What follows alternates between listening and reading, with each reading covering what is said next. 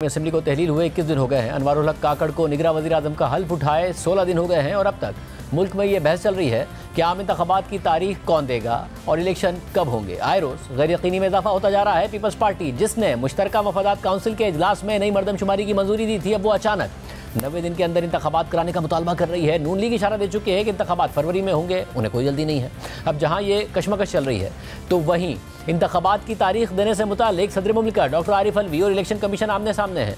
दोनों इस बात पर इसरार कर रहे हैं कि इलेक्शन की तारीख के ऐलान का इख्तियार उनके पास है। 23 अगस्त को सदर ने इलेक्शन कमीशन को इलेक्शन की तारीख का ऐलान करने से मुतालिक मुशावरत की दावत दी, मगर इलेक्शन कमीशन ने 24 अगस्त को खत लिखकर सदर से मुलाकात से इनकार कर दिया और वाज़ेह किया कि मुलाकात का कोई फ़ायदा नहीं है, क्योंकि मौजूदा सूरत हाल में इलेक्शन की तारीख देने का इख्तियार इलेक्शन कमीशन के पास है। जिसके बाद सदर मुमलिकत के दफ्तर ने वज़ारत कानून से राय तलब की और वज़ारत कानून ने बाकायदा इलेक्शन की तारीख देने से मुतालिक इलेक्शन कमीशन के मौक़िफ़ की तायद कर दी है और सदर को जवाबी ख़त लिखते हुए मौक़िफ़ इख्तियार किया है कि इंतखाबात की तारीख देने का इख्तियार इलेक्शन कमीशन के पास है। इलेक्शन एक्ट के तहत इंतखाबात की तारीख देने की मजाज अथॉरिटी इलेक्शन कमीशन ही है। एक साथ साफ, शफाफ और मुनसिफाना इंतखाबात कराने के लिए सिर्फ इलेक्शन कमीशन तारीख दे सकता है। आर्टिकल 48 की शिक 5 सदर को इंतखाबात की तारीख देने का इख्तियार तब देती है जब सदर मुमलिकत आर्टिकल 52 की शिक 2 के तहत असेंबली तहलील करे। मौजूदा सूरत हाल में सदर ने वज़ीर आज़म की हिदायत पर असेंबली तहलील की, यानी आर्टिकल 52 की शिक 1 के तहत असेंबली तहलील हुई है।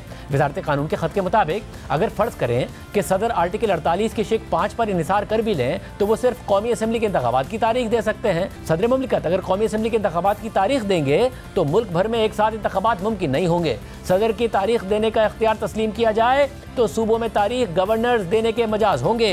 ऐसे में गवर्नर खैबर पख्तूनख्वा, गवर्नर सिंध और गवर्नर बलूचिस्तान सूबों और पंजाब में इलेक्शन कमीशन अलग अलग तारीख दे सकते हैं और ऐसा नहीं हो सकता, क्योंकि अगर ऐसा होता है तो मुल्क भर में आज़ादाना और शफाफ इंतखाबात का इनेकाद मजरू हो जाएगा। बहरहाल अब जहाँ निगरां हुकूमत और इलेक्शन कमीशन इंतखाबात की तारीख के ऐलान से मुतालिक एक पेज पर है, तो वहीं साबिक वज़ीर कानून आज़म नज़ीर तारड़ इलेक्शन एक्ट में तरमीम के बाद ये वाज़ेह कर चुके हैं कि अगर वज़ीर आज़म की हिदायत पर सदर असेंबली तहलील करते हैं तो सदर ही इंतखाबात की तारीख का ऐलान करेंगे। अगर 13 तारीख तक ये असेंबलियों की मुद्दत है, उससे पहले हुकूमत फैसला करती है कि हमने असेंबली, नेशनल असेंबली डिसॉल्व करनी है, प्रेसिडेंट अप्रूव कर देते हैं उसको, तो फिर उस सूरत में आइन के मुताबिक प्रेसिडेंट ही डेट देंगे, ऐसा ही है?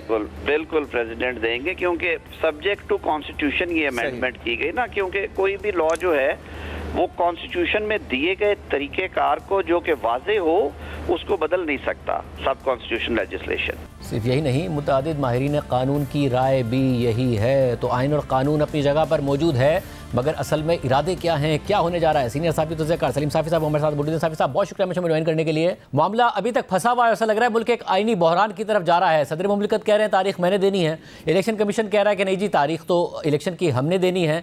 निगरां हुकूमत भी इलेक्शन कमीशन के मौक़िफ़ की तायद करती नज़र आ रही है।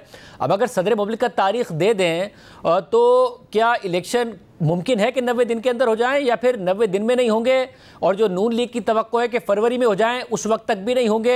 ये जो क़यास सराइयाँ हैं कि इदारे इलेक्शन नहीं चाहते हैं, कितनी सदाकत है इस बात में? नहीं, मेरे ख्याल में ये सब क़यास आराइयाँ हैं और जो मेरा अंदाज़ा है और जो ख़ुद इस्टेब्लिशमेंट की भी ख्वाहिश है वो यही है कि इलेक्शन फरवरी या जनवरी के एंड में हो जाएं। और इसमें यानी कि 90 दिन के अंदर नहीं होंगे, मगर ख्वाहिश यही है कि थोड़ा टाइम और मिले और जनवरी फरवरी में जाकर हो। देखिए, जब नई मरदमशुमारी की CCI में मंजूरी दी जा रही थी तो उसमें पीपल्स पार्टी की मर्ज़ी भी शामिल थी, उसमें बाकी जमातें जो थी MKM वगैरह उनकी मर्ज़ी भी शामिल थी और मुस्लिम लीग नून की तो थी ही। तो एक तो उसका मंतिकी नतीजा उन सबको मालूम था कि नई हल्का बंदियाँ होंगी और नई हल्का बंदियाँ अगर बहुत भी मुख्तसर वक्त में किए जाएँ, जल्द अज जल्द किए जाएँ, तो उसके लिए एटलीस्ट 2 महीने चाहिए होंगे या ज़्यादा से ज़्यादा उसके लिए 4 महीने चाहिए होंगे। तो इन सब को ये मालूम था कि इनके इस इक़दाम का मंतिकी नतीजा वो जनवरी या फरवरी तक इलेक्शन के डिले की सूरत में निकल सकता है।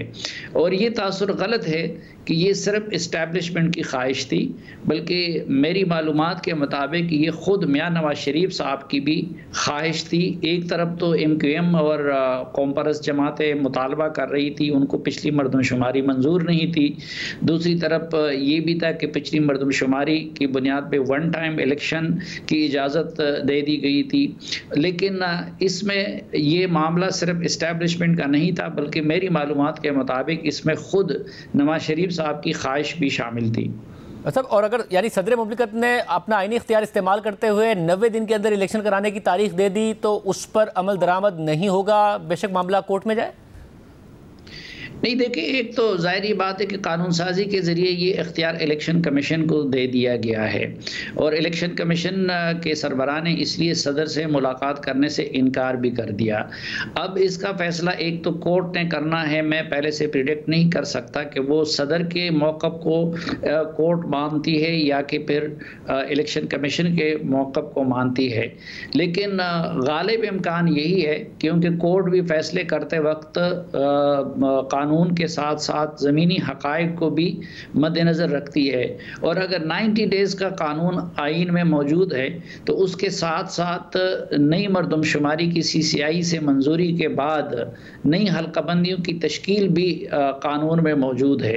तो मर्ज़ी तो बहरहाल अदालत की है, उन्होंने फ़ैसला करना है, लेकिन पहले तो गालिब इम्कान यही है कि अदालत से भी जनवरी या फरवरी के हक़ में फ़ैसला आ जाए। लेकिन अगर 90 दिन का फ़ैसला आ जाता है तो उस सूरत में फिर इम्कान यही है कि 90 दिन के अंदर इलेक्शन हो जाए। मतलब अगर जितनी सियासी गैर यकीनी की सूरत हाल है उसमें ज़ाहिर फिर क़यास राइयाँ भी जन्म लेती हैं और ये क़यास राइयाँ हैं कि अब जो मुश्किल टाइम है वो सिर्फ तहरीक इंसाफ का नहीं रहेगा, पीपल्स पार्टी का भी आ रहा है, कुछ गिरफ्तारियां, कुछ नाम स्टॉप लिस्ट में डाले गए हैं, उसकी वजह से शायद कार्रवाइयां होती नज़र आएंगी। फिर यह क़यास राइयाँ भी हैं कि जो बार बार तारीख़ बदलती है नवाज शरीफ साहब के आने की, वो इसलिए है कि कहीं ना कहीं उन्हें एहसास है या लग रहा है या फिर तासुर है कि वो भी काबिल कबूल इस वक्त सिस्टम में नहीं है, मरियम नवाज साहिबा भी नहीं है, तो इसलिए ये सारा का सारा मामला ऐसा नहीं है कि सिर्फ तहरीक इंसाफ तक ही महदूद रहेगा इलेक्शन में। नहीं, जो मेरी मालूमात है तो नवाज शरीफ और मरियम नवाज़ के बारे में ये क़यास आराइयाँ बिल्कुल गलत हैं और उन दोनों के बारे में सोच बिल्कुल मस्बत है। बल्कि अगर इस्टेब्लिशमेंट की ख्वाहिश होती तो शायद वो ये चाहती कि नवाज शरीफ साहब आज से चंद महीने पहले पाकिस्तान आ जाते। तो नवाज शरीफ साहब के तारीख़ें बदलने और ना आने की या आने में ताख़ीर की वजह वो इस्टेब्लिशमेंट नहीं बल्कि वो अदलिया है और अदलिया के बाज़ जजेस हैं जिनकी वजह से वो अपने आने के मामले को लेट कर रहे हैं। मुझे इस्टेब्लिशमेंट और नून लीग के माबैन इस वक्त कोई तनाव या तनाज़ा नज़र नहीं आता और इसलिए आपने देखा होगा कि अहद चीमा और तौक़ीर शाह साहब की सूरत में उनके दो बंदों को भी तसलसल के तौर पर नए सेटअप में भी एकोमोडेट किया गया। और दूसरी बात, जहाँ तक पीपल्स पार्टी का ताल्लुक़ है तो मेरे ख़्याल में पीपल्स पार्टी के साथ जो तनाव है वो ख़ुद पीपल्स पार्टी के ज़रूरत से ज़्यादा ख्वाहिशात या और एम्बिशियस होने की वजह से है।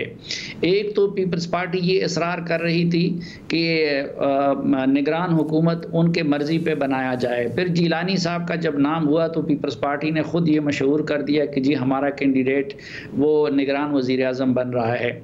दूसरे तनाव की वजह वो आप बीइंग एक कराचीस्ट होने के नाते आप बेहतर जानते हैं कि जो कराची और सिंध में जो पीपल्स पार्टी ने सिस्टम इस्टेब्लिश किया है तो वो चाहती थी कि निगरान हुकूमत के दौरान भी उनका जो सिस्टम है वो सिस्टम कंटिन्यू रहे, लेकिन इस्टेब्लिशमेंट उस सिस्टम को डिसमेंटल करना चाहती है क्योंकि आप जानते हैं कि वो सिस्टम आवाम के लिए वबाल जान बना हुआ है। तो पीपल्स पार्टी और इस्टेब्लिशमेंट के माबैन असल वजह तनाज़ा वो एक तो उस सिस्टम का है और दूसरा पीपल्स पार्टी को जब बलूचिस्तान में एंट्री का मौका दिया गया तो अब पॉलिटिकल एंट्री उन्होंने बाद में मारी, लेकिन पीपल्स पार्टी की क़यादत सिस्टम को वहाँ पहले ले गई।